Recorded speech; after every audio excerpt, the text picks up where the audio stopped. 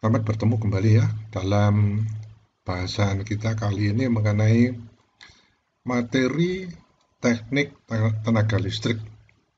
Nah, di sini akan di apa, urut-urutan, ya, urut-urutan hari pertama sampai hari ke-16 ya, dalam pertemuan diskusi mengenai teknik tenaga listrik. Dan pertemuan kita yang pertama ya, yang akan kita bahas itu adalah sejarah perkembangan pembangkitan tenaga listrik. Ya, ini memang penting untuk dibahas ya, karena kita lihat begitu banyak ya eh, pembangkit listrik. Ya, ada yang air, ada yang bahan bakar, ada yang gas ya, kemudian tenaga PLTS ya, tenaga surya, ya, matahari dan sebagainya. Nah, materi yang kedua pada hari pertemuan pertama kita ini adalah pengaruh ketersediaan tenaga listrik terhadap kehidupan manusia. Ya, saya kira kita sudah tahu semua ya, kita sangat tergantung pada listrik ini ya. Apalagi eh, saat ini semuanya itu apa, serba otomatis ya, sehingga membutuhkan listrik. Itu adalah pada pertemuan kita yang pertama. Pada pertemuan selanjutnya ya, pada pertemuan kedua yang akan kita bahas itu adalah konsep arus dan tegangan. Nah, ini penting untuk kita kenal agar kita tahu dasar dari ketenagaan listrik ini, dari tenaga listrik ini. Kemudian konsep daya dan energi. Nah, ini yang sering membingungkan, apa daya itu bukan energi dan sebagainya, akan kita diskusikan. Ya. Kemudian materi yang ketiga, nah, pada pertemuan kedua ini adalah elemen dasar listrik ya, yang berhubungan dengan terminal, konversi tanda, ya, hambatan, tahanan ya, kemudian sumber tegangan dan sumber arus. Ya. Pada pertemuan selanjutnya, kita membahas mengenai hukum Ohm, hukum Kirchhoff, dan kemudian analisis rangkaian sederhana listrik dengan memakai hukum Ohm dan hukum Kirchhoff. Ya, ini penting, karena kalau kita tidak mengerti cara menganalisis rangkaian listrik ini, maka kita banyak hal yang akan uh, menjadi problem ya, menjadi masalah di dalam kita apa, mengerti tentang teknik tenaga listrik ini. Nah, selanjutnya pada pertemuan selanjutnya kita akan membahas mengenai metode ekivalensi Thevenin. Nah, kemudian ada metode ekivalensi Norton. Nah, bagian yang ketiga adalah analisis rangkaian sederhana listrik dengan memakai teori ekivalensi Thevenin dan ekivalen Norton. Ya, sebetulnya sama dengan yang pertama, tapi ini kita memakai metode uh, ekivalensi Thevenin dan ekivalensi Norton. Pada pertemuan selanjutnya, kita bahas mengenai metode NVM, ya, Node Voltage Method. Ya. Dan yang kedua adalah metode MCM atau Mesh Current Method, ya, metode Mesh Current. Ya. Nah, kemudian kita menganalisis rangkaian, ya, sama ya, rangkaian sederhana listrik dengan memakai metode NVM dan MCM ini. Ya. Nah, pada pertemuan ini ya sama kita membahas mengenai seperti tadi ya, rangkaian sederhana yang hukum Ohm dan hukum Kirchhoff, tetapi kita sekarang pakai NVM dan MCM. Pada pertemuan selanjutnya kita bahas mengenai induktansi, kapasitansi, dan mutual impedansi. Ya, kadang-kadang kita hanya mengenal apa yang disebut dengan tahanan atau ohm, arus yang satunya ampere, kemudian tegangan yang satuannya adalah volt, Ya. Kemudian begitu kita mendengar impedansi, bingung gitu ya, karena jarang kita pakai. Ya. Nah, di sini kita akan, karena ini teknik tenaga listrik, kita akan diskusikan pada bagian yang ketiga yang disebut dengan mutual impedansi, ya, ya, impedansi. Ya. Pada pertemuan selanjutnya kita membahas mengenai respon natural RLC. Ya, R itu tahanan, ya, L itu gulungan, C itu adalah mengenai eh, penyimpanan ya, listrik ya. Respon step ya, tadi RLC. Kemudian yang ketiga penyelesaian umum respons natural dan respons step RLC. Ya, jadi semua tentang apa RLC ya, kita bagaimana cara menyelesaikannya ya. Nah, ini saatnya pada pertemuan ke-8 itu ada ujian tengah semester. Pertemuan ke-9 kita membahas mengenai sejarah perkembangan sistem transmisi daya listrik. Nah, ini perlu dikenal juga ya, transmisi ya. Bagaimana listrik itu ditransmisikan dari artinya dikirimkan ya dari pembangkitnya ke konsumen. Ya. Kemudian kita juga membahas macam-macam sumber energi untuk pembangkitan daya listrik. Tipe-tipe pembangkitan. Kemudian kita juga membahas mengenai tipe-tipe pembangkit daya listrik. Itu mirip dengan yang kita pada pertemuan kita yang kelima, tapi ini lebih spesifik lagi. Ya. Selanjutnya kita membahas mengenai listrik dan magnet, sistem magnet. Ya.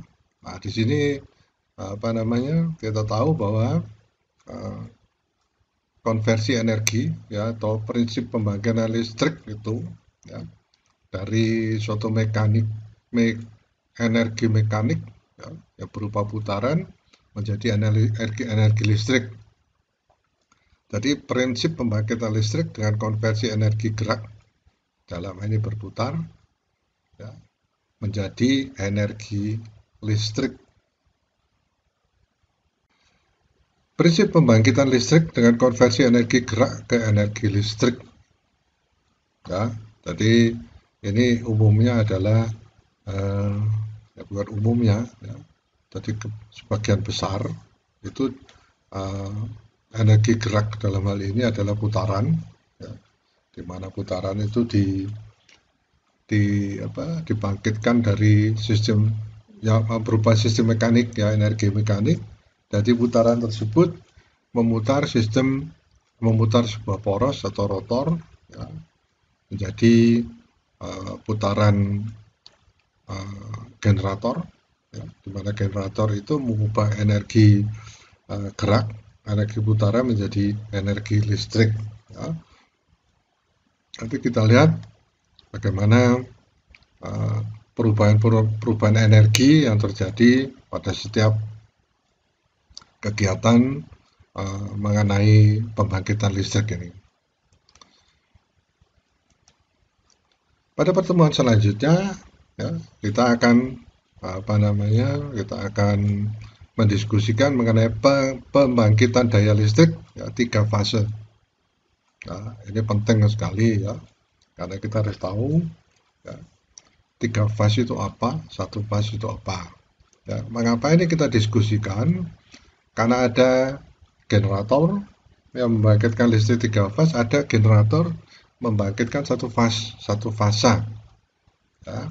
Nah, ini penting sekali agar kita tahu ya, bagaimana ya, konsumen ya, jadi konsumen listrik itu harus tahu kalau 3 fase itu bagaimana memperlakukannya. Ya, bagaimana kita membuat menginstalasikannya gitu ya. Nah, nanti kita akan lihat di sini kalau 3 fase itu yang paling penting adalah jangan sampai terjadi ketidakseimbangan beban. Ya, kalau beban dalam 3 fase itu tidak seimbang, maka akan terjadi pembebanan yang tidak merata. Nah, dan itu mengakibatkan tingginya arus ya di dalam pembangkitan. Begitu pula di motor listrik. Ya, tingginya arus ini kita harus tahu bahwa arus listrik yang tinggi itu mengakibatkan dikonversi menjadi panas. Ya, dalam hari ini akan menaikkan temperatur. Ya, nanti kita akan lihat konstruksi motor, konstruksi generator. Ya, berapakah temperatur yang mampu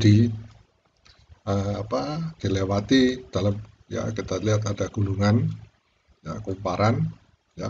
Kalau dia melebihi maka kumparan tersebut terbakar, ya.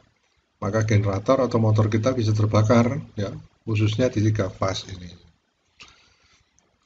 Kemudian gimana transmisi daya listrik 3 fase, nah, sehingga kalau kita membebani, sekali lagi membebani, ya, umumnya kalau mereka melakukan konsumen, ya, melakukan pembangkitan atau untuk motor listrik 3 fase, ya, tidak masalah ya, karena tiga-tiganya dibebani dengan sama. Tetapi kalau konsumen mendapatkan, misalnya di rumah tangga mendapatkan listrik 3 fase, ya, jadi si konsumen harus hati-hati membebani masing-masing fase tersebut supaya tidak terbakar. Kemudian kita akan diskusikan mengenai hubungan WYE, ini yang disebut dengan umumnya disebut dengan star, dan hubungan segitiga atau delta. Ini penting ya. Kenapa penting? Karena star dan delta ini berbicara mengenai berapakah tegangan, ya, yang bisa dipakai pada sebuah motor listrik, ya, atau tegangan yang dihasilkan sebuah generator. Ya, jadi ini penting sekali.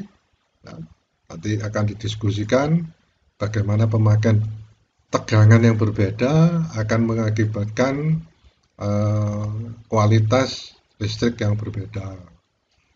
Contohnya, ya, sebuah lampu, ya, dia bekerja atau menyala pada tegangan 220 volt. Ya, ternyata tegangan yang kita berikan misalnya 110 volt, maka lampu itu akan menjadi, nyalanya akan menjadi pudar. Ya. Dan sebaliknya, kalau sebuah lampu misalkan ada 110 volt, maka kita berikan tegangan 220 volt, maka lampu itu akan bersinar lebih terang. Ya, lebih terang, mungkin hanya 1 atau 2 detik kemudian terputus. Ya, itu salah satu contoh sederhana mengapa kita mendiskusikan mengenai transmisi daya listrik 3 fase, ya, dibandingkan dengan 1 fase. Pada pertemuan selanjutnya kita berdiskusi mengenai perkembangan motor, ya, dan generator. Ya, ada yang mengatakan bahwa motor dan generator itu mirip, ya, dan motor dan generator itu hanya dibalik, ya, satunya membangkitkan dan satunya adalah memanfaatkan listrik, ya. Itu tidak sepenuhnya benar, ya. Ya, meskipun ada yang benar, ya, tetapi kita harus tahu prinsipnya, ya, supaya jangan dengan mudah kita mengambil kesimpulan bahwa kalau motor dibalik itu menjadi generator kalau dibalik menjadi motor. Ya.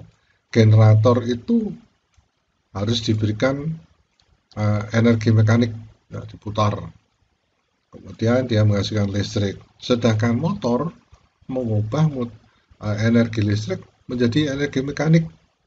Ya, motor diberi listrik berputar, kemudian putaran tersebut dihubungkan dengan poros, di mana poros tersebut adalah menjadi energi mekanik berupa putaran. Ya. Kemudian materi kedua pada pertemuan ini adalah mengenai magnet dan listrik sebagai dasar mekanisme kerja motor dan generator. Ya. Ada yang bertanya, Pak, saya pernah ketemu di generator itu nggak ada magnetnya, gitu ya, tapi kok bisa berputar? Ya.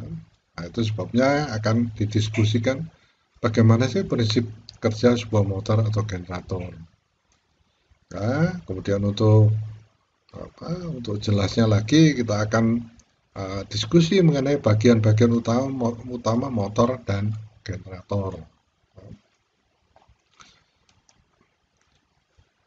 Selanjutnya kita akan diskusikan mengenai tipe-tipe generator, ya, prinsip kerja generator, ya, kemudian aplikasi generator. Ya, saya tambahkan lagi generator 3 fase itu umumnya adalah uh, generator pembangkit besar. Ya.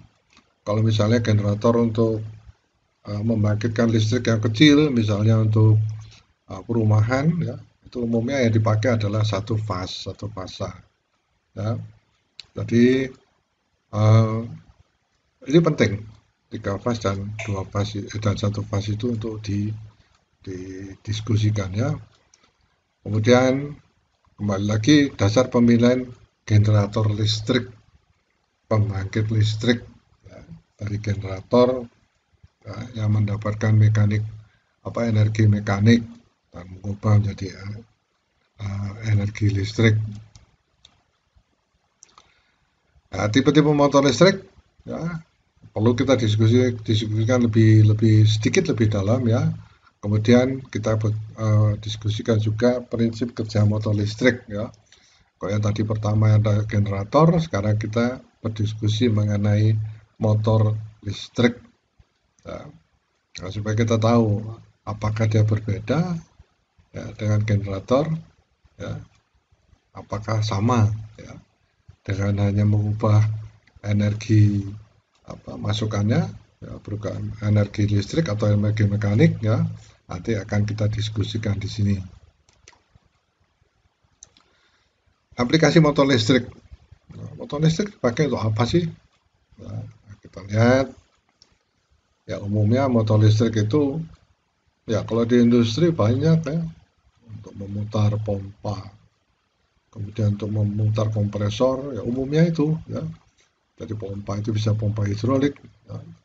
Hidrolik dalam arti untuk penggerak sistem pneumatik hidrolik, ya, yang banyak di mesin-mesin industri, ya, atau mungkin kita memutar kompresor, ya, untuk pneumatik, ya. Kalau pompa hidrolik itu adalah untuk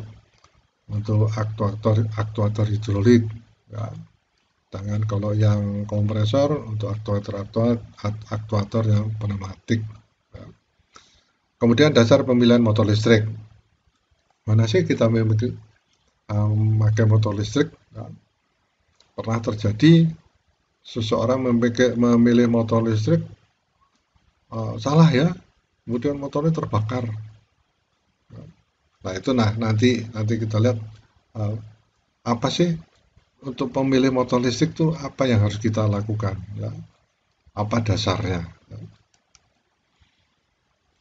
Nah, sampailah kita pada pertemuan yang terakhir yang disebut dengan ujian akhir semester. Ini adalah pertemuan ke-16. Nah, setelah ini kita akan diskusikan mengenai bagaimana sih menilai, jadi menilai semua, ya, ujian akhir semester dan ujian tengah semester, ya. Dan mungkin di sini ada yang disebut dengan quiz, ya, bagaimana menilainya. Nah, kita nanti akan lihat, sebentar kita akan lihat, ya, asalnya itu dari rencana pembelajaran semester, ya, RPS, ya. Selanjutnya yang akan kita diskusikan adalah mengenai CPL, ya. Jadi capaian pembelajaran lulusan, ya. Capaian pembelajaran lulusan, ini dia, ya, CPL.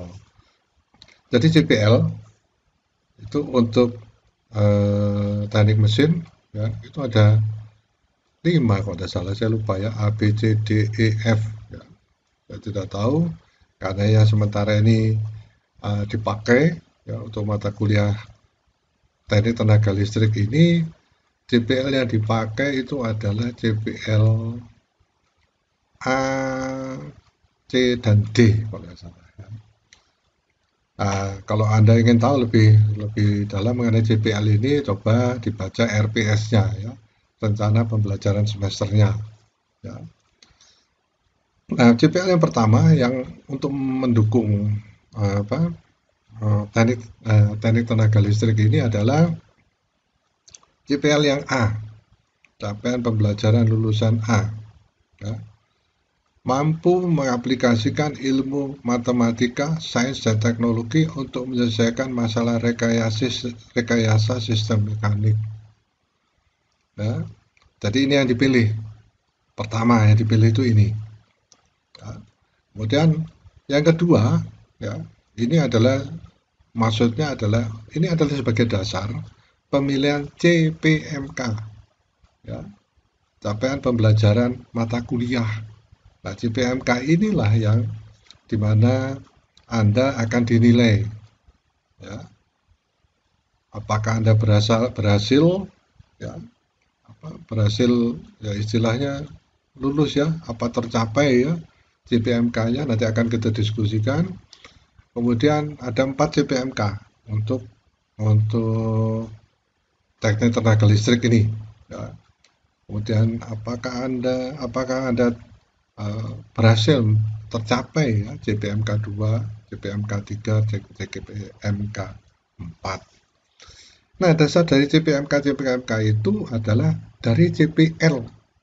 Yang pertama A ini tadi, ya, mampu mengaplikasikan ilmu matematika, sains, dan teknologi untuk menyelesaikan masalah rekayasa sistem mekanika. Nah, ini yang berhubungan dengan tenaga listrik.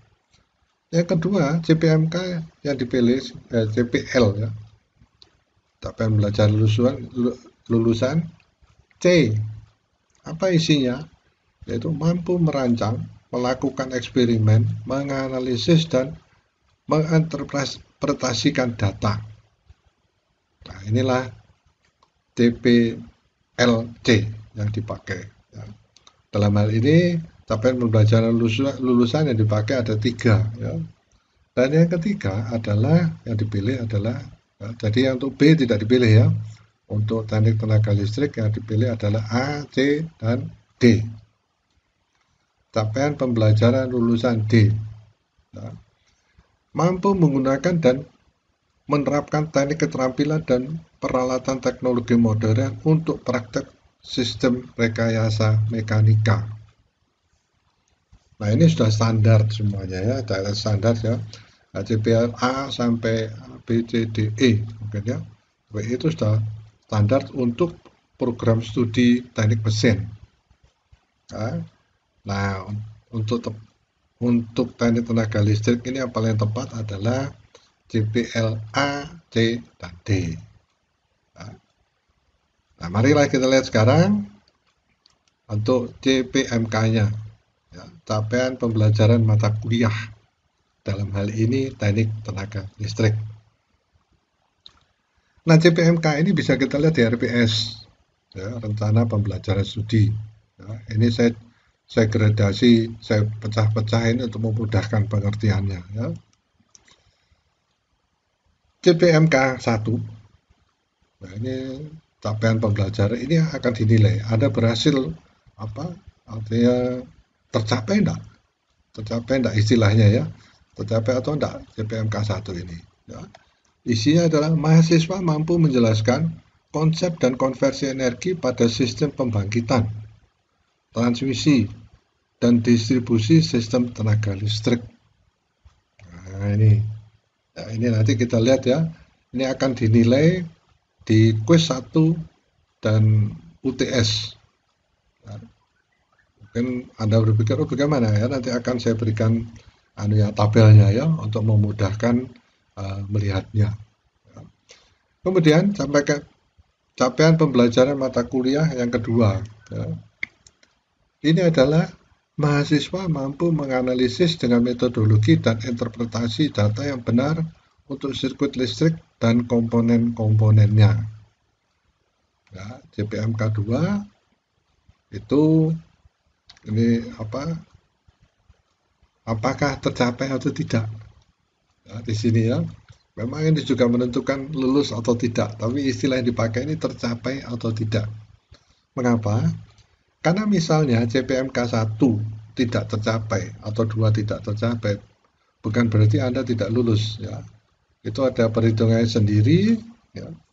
Penilaian Anda lulus depan CPMK-nya tidak tercapai, bisa seperti itu ya.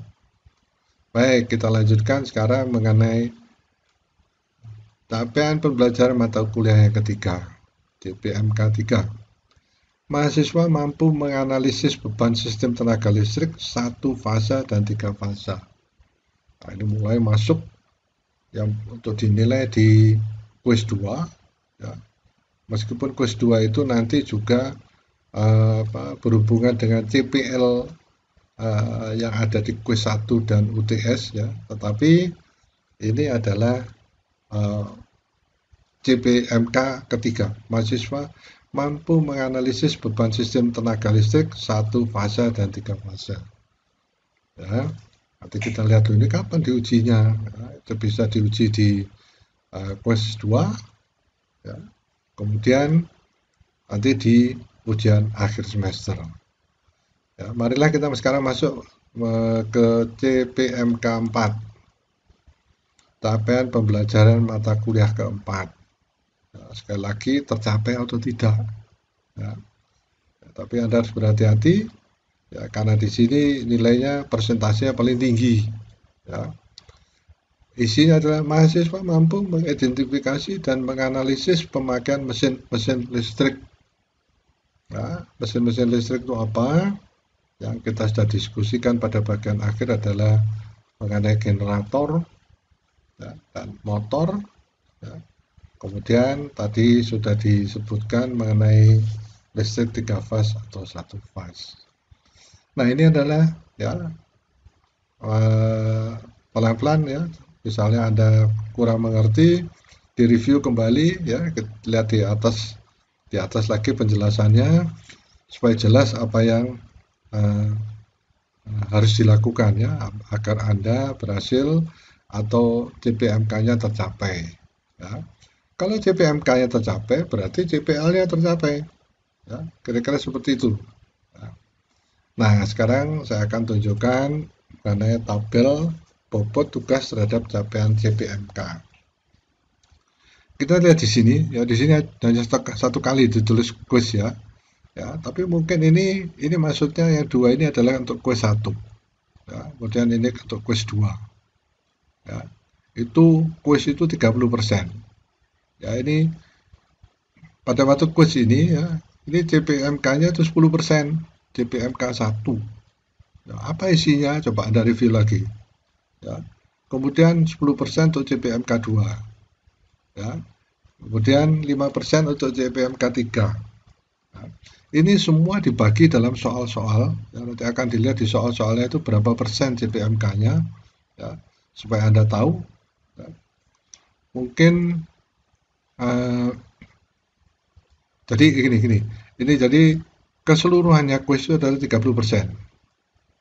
Ya, mungkin 5% sini, 10% kuis 1, 10% sini, dan 5% adalah kuis 2. Ya, itu bisa lihat di soalnya. Ya. Tapi bobotnya harus seperti ini. Ya, jadi 30%. Kemudian ujian tengah semester, ya, kita lihat itu menjawab CPMK 1 dan CPMK 2. Ya, ini akan tercapai atau tidaknya CPMK 1 dan CPMK 2 itu 15% masing-masing untuk ujian tengah semester. Ya, jadi bebannya, bobotnya itu adalah 30%. Sedangkan untuk ujian akhir semester, ya, itu CPMK 3, ini bobotnya lebih besar, 20%, sehingga untuk UTS-nya itu bobot keseluruhannya adalah 40%. Sehingga jumlah keseluruhannya adalah 100%. Nah, jadi kalau kita lihat di sini, ya, kalau misalkan CPMK itu dikatakan tidak tercapai atau tercapai, itu memang mempengaruhi nilai, tapi belum tentu Anda tidak lulus. Ya. Nah, sekarang kita lihat berapakah bobot dari CPMK ini. Ya. CPMK 1 itu bobotnya adalah 25%, itu hasil dari kuis ya dan UTS. Ya. CPMK 2 juga dari kuis dan UTS 25 sama. Ya. Sedangkan CPMK 3 itu dari ujian UAS. Ya. Kita lihat ini tidak terlibat ya CPMK 1 dan CPMK 2. Ya. Oh maaf, ini ada di kuis ya, ada kuis 5%. Ya. Sehingga keseluruhannya ada 25%, 25%. Juga untuk UAS ya, itu CPMK 4 itu 20% dan dari kuis 5%. Sehingga bobotnya adalah 25%. Dijumlahkan sama 100%. Jadi ini adalah berdasarkan CPMK di bawahnya, sedangkan yang sebelah kanan ini adalah berdasarkan kegiatan kuis dan ujiannya. Ya. Mungkin terlalu rumit, ya, tetapi itu semua ada rancangan ya, yang dimulai dari RPS, di mana RPS memilih JPL, ya, capaian pembelajaran lulusan itu prodi ya, prodi teknik mesin, kemudian diuraikan dalam CPMK. Ya, CPMK-nya ada 4. Ya. Itu kira-kira mengenai penilaiannya.